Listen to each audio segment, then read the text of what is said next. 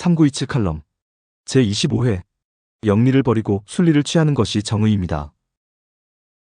제가 정말로 좋아하는 가수 중에 김광석이라는 가수가 있습니다. 고인이 되신 지 꽤 많은 시간이 흘렀지만 그의 노래는 여전히 많이 애창되고 있으며 그의 노래는 여전히 우리들의 가슴을 따듯이 어루만져주고 있습니다. 그의 노래 중에 두 바퀴로 가는 자동차라는 제목의 노래가 있습니다. 워낙 유명한 곡이 많다 보니까 조금은 덜 알려진 노래라고 할 수도 있지만 그를 좋아하는 분이라면 누구나 알고 있는 노래이기도 합니다. 이 노래의 노랫말이 참 재밌습니다. 이렇습니다. 두 바퀴로 가는 자동차, 네 바퀴로 가는 자전거, 물속으로 나는 비행기, 하늘 위로 나는 돛담배, 복잡하고 아리송한 세상 위로 오늘도 에드벌룬 떠있건만, 포수에게 잡혀온 잉어만이 한숨을 내쉰다. 남자처럼 머리 깎은 여자, 여자처럼 머리 긴 남자, 가방 없이 학교 가는 아이, 비 오는 날 신문 파는 애, 복잡하고 아리송한 세상 위로 오늘도 에드벌룬 떠있건만, 태공에게 잡혀온 참새만이 긴 숨을 내쉰다. 한여름에 털장갑 장수, 한겨울에 수영복 장수, 번개 소리에 기절하는 남자, 천둥 소리에 하품하는 여자, 복잡하고 아리송한 세상 위로 오늘도 에드벌룬 떠있건만, 독사에게 잡혀온 땅꾼만이 긴 혀를 내두른다. 독사에게 잡혀온 땅꾼만이 긴 혀를 내두른다. 어떻습니까? 노랫말이 참 재미있지 않습니까? 자동차는 두 바퀴로 가고, 자전거는 네 바퀴로 가고, 비행기는 물속으로 날고, 돛담배는 하늘 위로 날고, 참새를 잡아야 할 포수는 잉어를 잡고, 잉어를 잡아야 할 태공은 참새를 잡고, 또 땅꾼이 독사를 잡아야 하는데 오히려 독사가 땅꾼을 잡고, 참으로 재미있는 노랫말들로 이루어진 노래입니다. 이 노래를 통해 우리가 살아가는 세상이 얼마나 뒤죽박죽 세상인지, 또 얼마나 갈팡질팡 세상인지를 새삼스럽게 생각해보게 됩니다. 그런데 이 노랫말과 아주 유사한 내용이 성경에도 있습니다. 로마서 1장 24절로 25절, 그러므로 하나님께서 그들을 마음의 정욕대로 더러움에 내버려 두사 그들의 몸을 서로 욕되게 하게 하셨으니 이는 그들이 하나님의 진리를 거짓 것으로 바꾸어 피조물을 조물주보다 더 경배하고 섬김이라라는 내용과 로마서 1장 26절로 27절, 이 때문에 하나님께서 그들을 부끄러운 욕심에 내버려 두셨으니 곧 그들의 여자들도 순리대로 쓸 것을 바꾸어 영리로 쓰며 그와 같이 남자들도 순리대로 여자 쓰기를 버리고 서로 향하여 음욕이 불릴 듯하매 남자가 남자와 더불어 부끄러운 일을 행하여 그들의 그릇됨에 상당한 보응을 그들 자신이 받았느니라라는 내용입니다. 조물주와 피조물이 있으면 피조물이 조물주를 경배하는 것이 마땅한데 오히려 피조물이 피조물을 경배하고 남자는 여자를 취하고 여자는 남자를 취하는 것이 마땅한데 남자가 남자를 취하고 여자가 여자를 취하는 상황들을 꼬집는 내용입니다. 이 내용이 오늘 노래의 노랫말과 하나도 다르지 않습니다. 즉 로마서 말씀이나 오늘 이 노래의 노랫말은 순리를 버리고 영리를 취하는 사람들을 지적하고 있는 내용입니다. 그런데 사람들이 왜 순리를 버리고 영리를 취할까요? 그냥 재미있어서 그런 것일까요?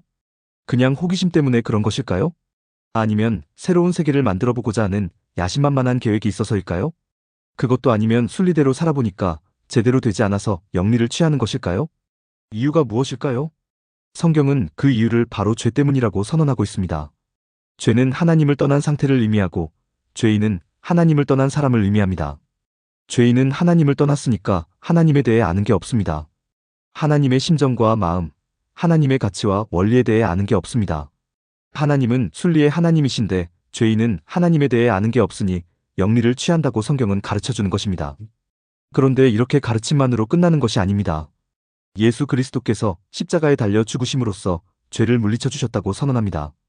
사람들이 순리를 버리고 영리를 취하는 것이 죄 때문인데 예수 그리스도께서 죄를 물리쳐 주셨으니 이제 사람들이 영리를 버리고 순리를 취하며 살아갈 수 있는 존재로 변화가 된 것입니다. 그렇습니다. 성도는 순리대로 살아갈 수 있는 존재가 된 사람들입니다. 그런데 성도가 순리대로 살아가고 있습니까?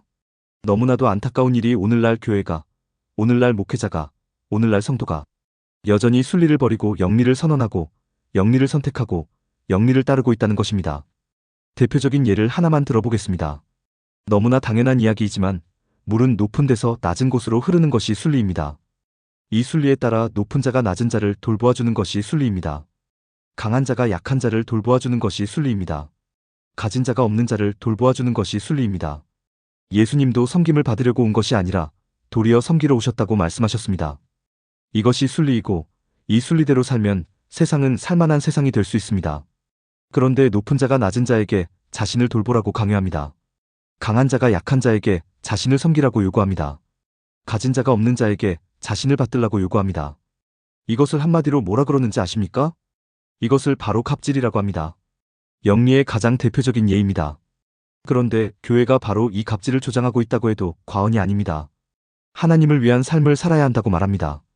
하나님께 은혜 갚는 삶, 하나님을 떠받드는 삶을 살아야 한다고 말합니다.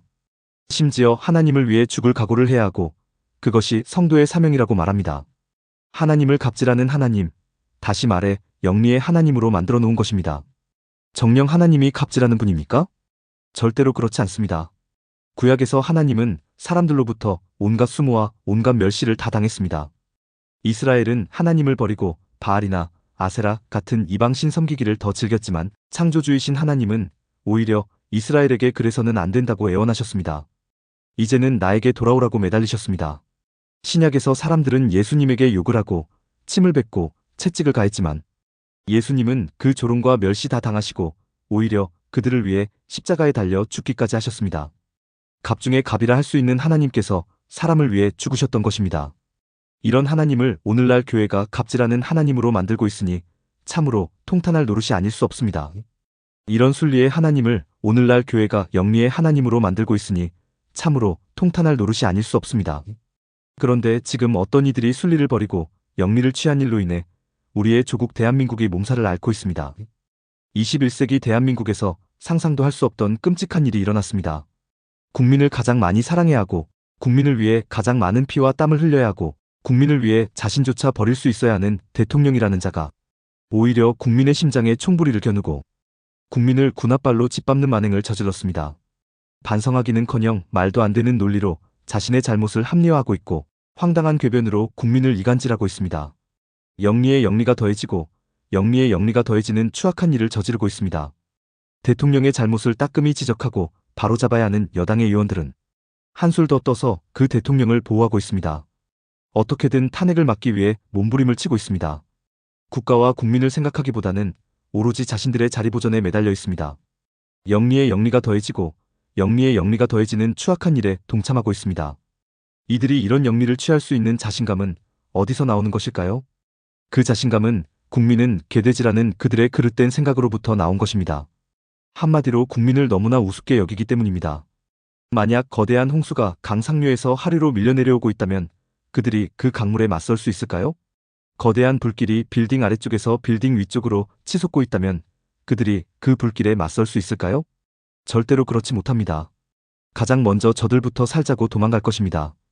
즉 저들은 홍수는 무서워하고 불길은 두려워하지만 성난 민심이라는 홍수와 불길은 우습게 여기는 것입니다. 이번에 제대로 보여줍시다.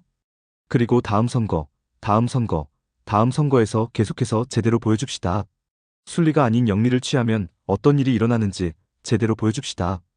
결국은 순리가 진리이고 순리가 정의이고 순리가 승리한다는 것을 제대로 보여줍시다.